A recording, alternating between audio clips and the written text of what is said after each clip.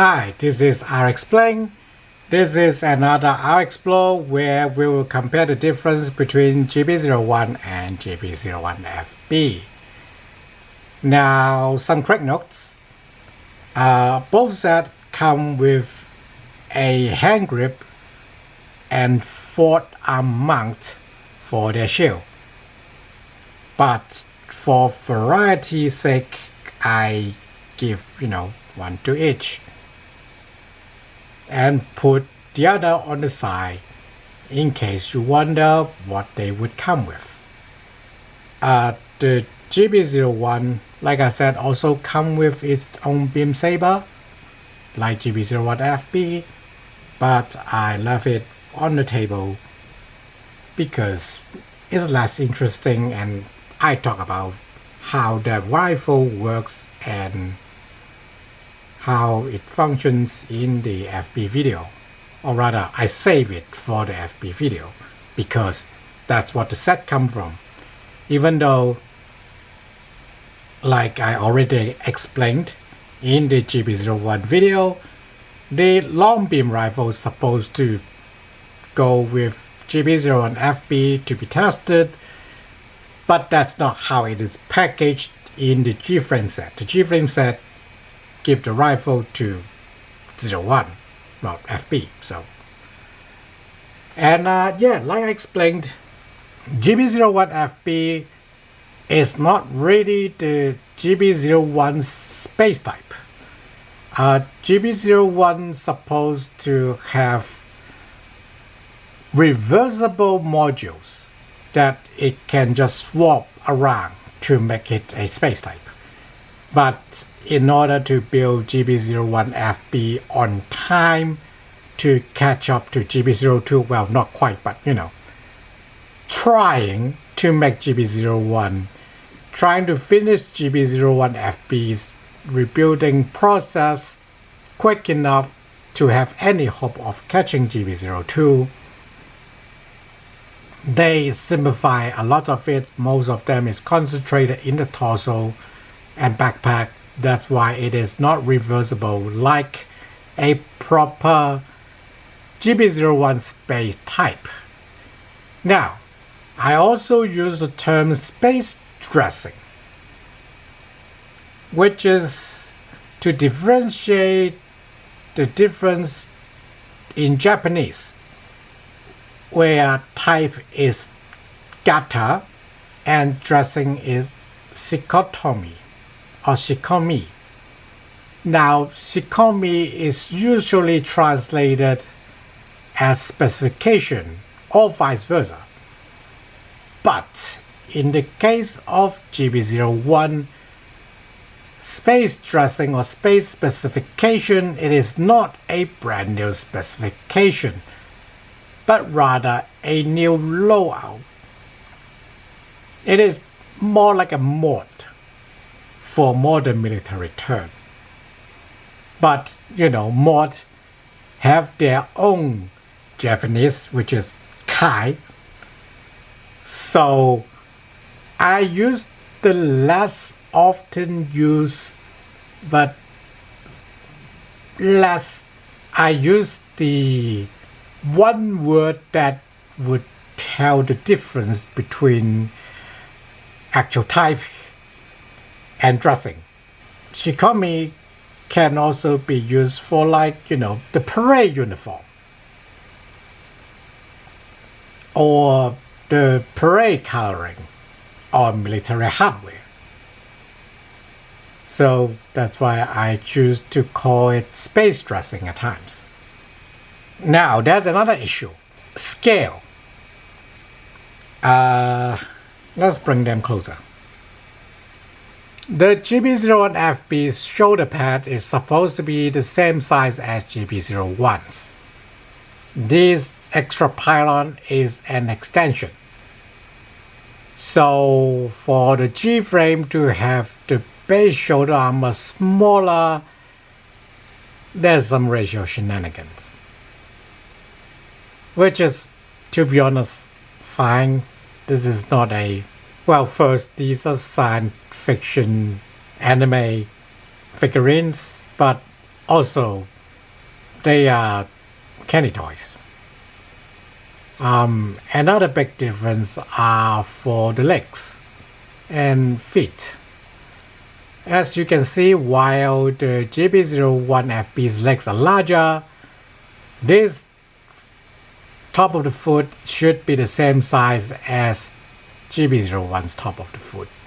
But as you can see, they are very different. It is much smaller on FB, while the ratio is much larger for GP01. We can chalk it up to the rebuilding process and how FB is accustomed, but let's just admit it is Gframe scale being wonky. The lower leg is actually pretty good. The knee armor, as far as I can tell, is exactly or close to the same size, so the side armor or the side of the leg is fine. I will talk about how this is a lot more Xeon than Federation later, because some people might want to point out some late RX-78s have similar design, but we'll save that then. Let's zoom in, or me bringing them closer. The scale of the chest is fine, pretty much the same size. The nozzles are fun addition for the Gframe. Some figurines don't even have them, so that is probably why FB doesn't get the long beam rifle, because it has a lot more parts. Now that we go over, the head is exactly the same, even the same size, even though it should be smaller for sake of scale for FB, but minor nitpicks. Let's go around to the back.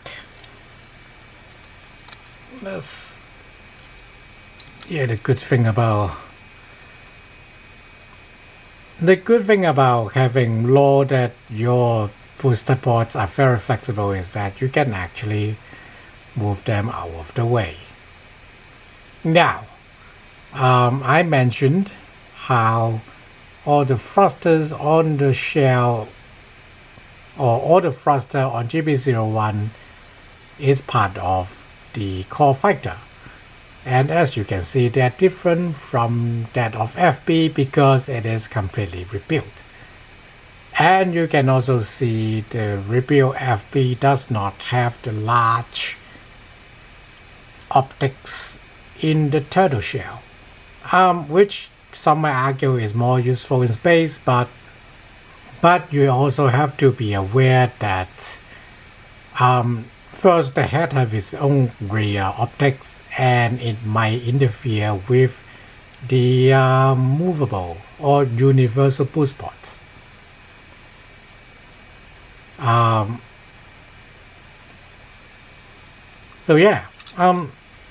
Let's get a look to the side, because I didn't show this in the explain video because they look pretty bad, but for this comparison, you can see GP01Fb's backpack is a lot more substantial. That's how it gets more armor and extra thrust. Let's also compare the long beam rifle with the standard size beam rifle. As you can see, the stock is pretty much the same, the receiver is mostly the same, and the lens and the barrel is the optic and the barrel is swapped out, as well as the front grip being swapped out with a different sensor unit. Now, I want to talk about gimmicks in the GP01Fb that doesn't quite fit into the video. I talk about how a lot of movable things of GP01Fb isn't movable on this Gframe. That's just the nature of these candy toys. But yeah,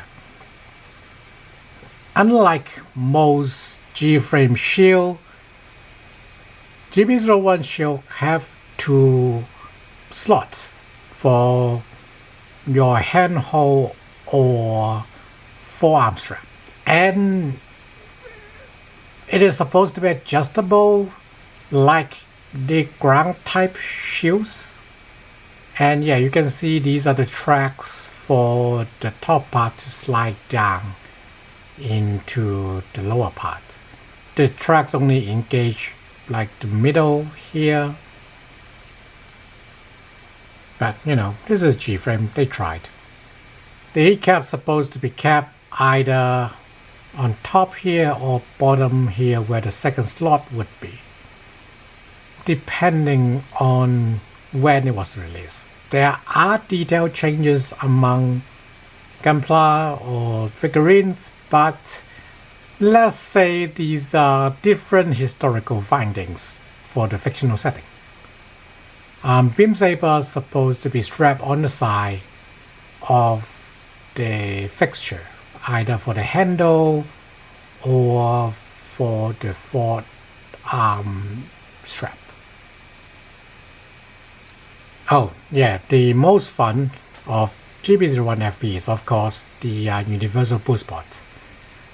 The beam sabers are movable for some of the G-frames, like this one for GP01 or NT1. But yeah, this is mostly done to allow GP01 to have full counter thrust. And I just wedge out the beam saber. Let's put it back here. It's on a ball joint. It's on a ball joint so we can rock every way. But yeah, this is GP01 full boosting backwards. Probably can do it with the legs as well. Full boosting backward. As you can imagine, with thruster here, here, here, and the chest, it can go backward very quick while shooting at you, facing at you, with the shield.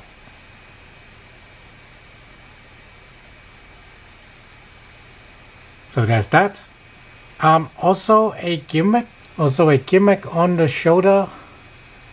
Not very often see on GP01Fb is it can hide the upper G motor areas, but I choose to keep them deployed in the explain because it is not common to be found, and it is not commonly mentioned, nor does it serve much purpose because upper G motors, well, a lot of them don't move. I don't believe these supposed to move, but it is drawing to be able to deploy at times.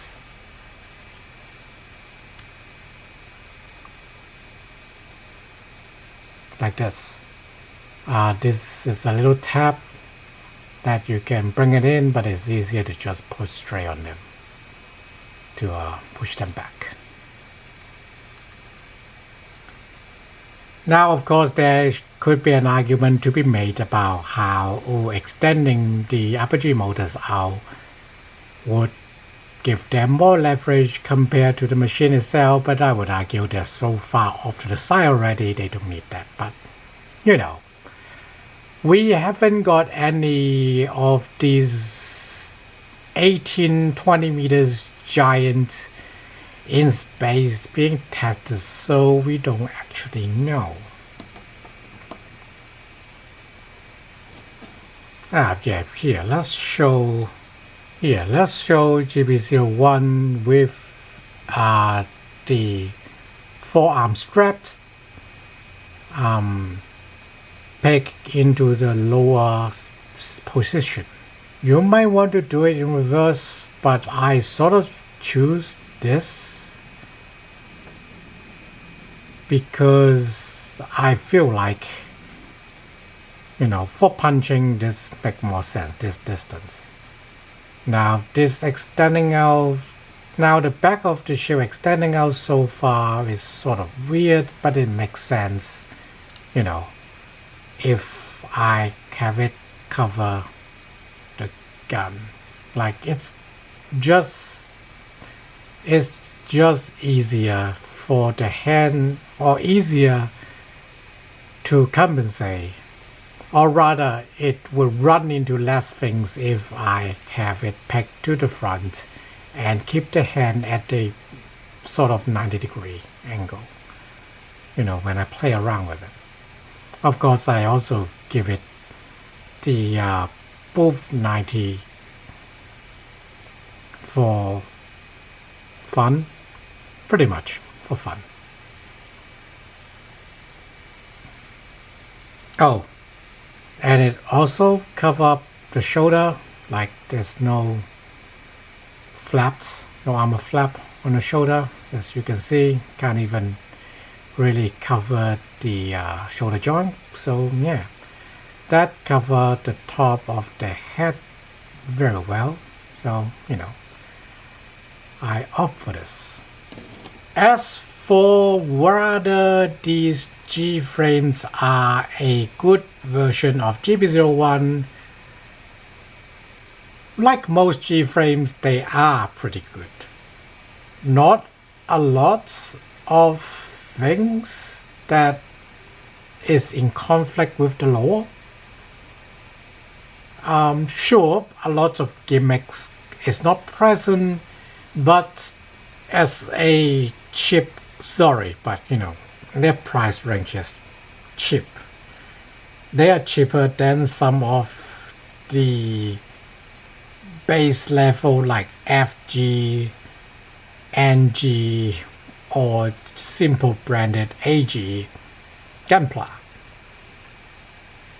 And they are preparing the foil. Now, I think this is not the first time I talk about it, but I can live in a world where the G-frames are less painted, so that we will have less poorly ripped parts. But at the same time, I appreciate those workers coloring in them for us. Anyways, before I ramble too much, G-frame for GP01 is pretty good. There are some scale issues that is normal for a non-scaled line, and so long they look good together, I don't feel there is much to complain about. Obviously, it is designed for you to have the whole collection so that you can put the long beam rifle with the FB as intended. And yeah, the FB just have so much more extra bits, it have nothing to give back to the original GP01. To a point that Bandai feels sorry and give us the 19mm machine gun. As for what I like how a lot of GP01's parts are tested on GMs, we will have to wait until we see those GMs, and it would be fun for us to compare those GMs. Thanks for watching.